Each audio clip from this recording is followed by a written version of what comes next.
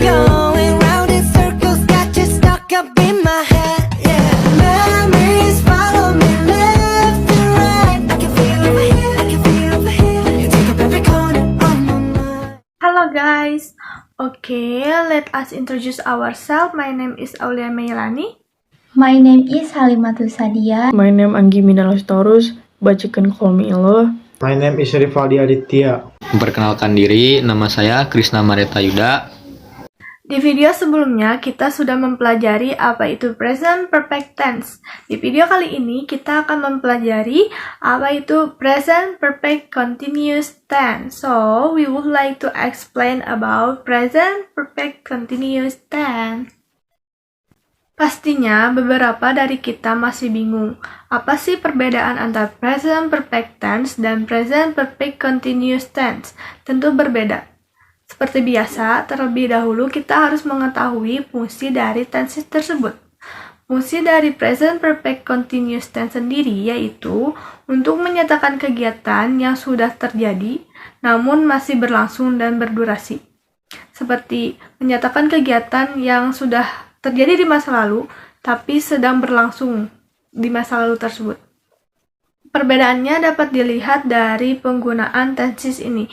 Jika pada present perfect tense kita hanya menggunakan have or has, tapi pada tenses ini kita menggunakan have or has plus been. Kita lihat pola kalimat dari tenses berikut ini. Cara menggunakan present perfect continuous tense dengan baik. Kalian dapat menggunakan beberapa rumus penggunaannya sebagai berikut.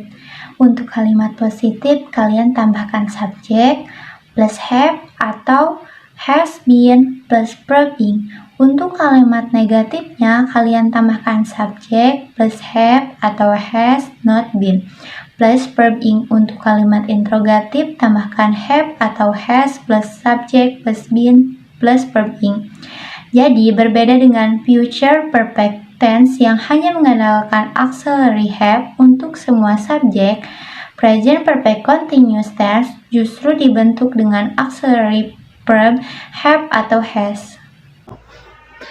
Have digunakan untuk subjek I, you, dan plural subjek seperti plural pronoun seperti they, we, plural noun seperti boys, men, dan compound subjek dengan kata hubung and seperti you and I atau Masya and David.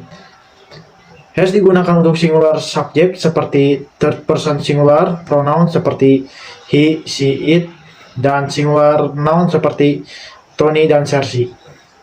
Beberapa hal yang menjadi ciri khas present perfect continuous tense yaitu biasa disebut juga dengan present perfect progressive tense. Progresif artinya sedang berlangsung atau aksi yang sedang dilakukan. Secara umum, present perfect continuous tense hanya terjadi pada bentuk kata kerja dinamik atau bisa disebut juga dynamic verb. Karena biasanya hanya dynamic verb yang memiliki bentuk continuous. Contoh kalimat present perfect continuous tense.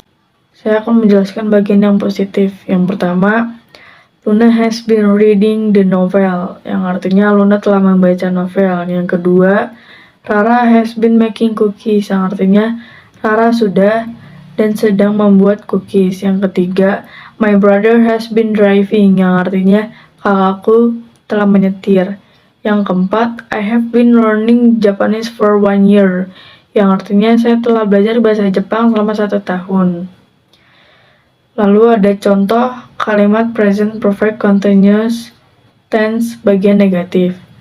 Untuk pernyataan yang bersifat negatif, ada 4 lagi contoh kalimatnya sama seperti bagian positif. Yang pertama, they have not been helping your sister, yang artinya mereka tidak sedang membantu adikmu.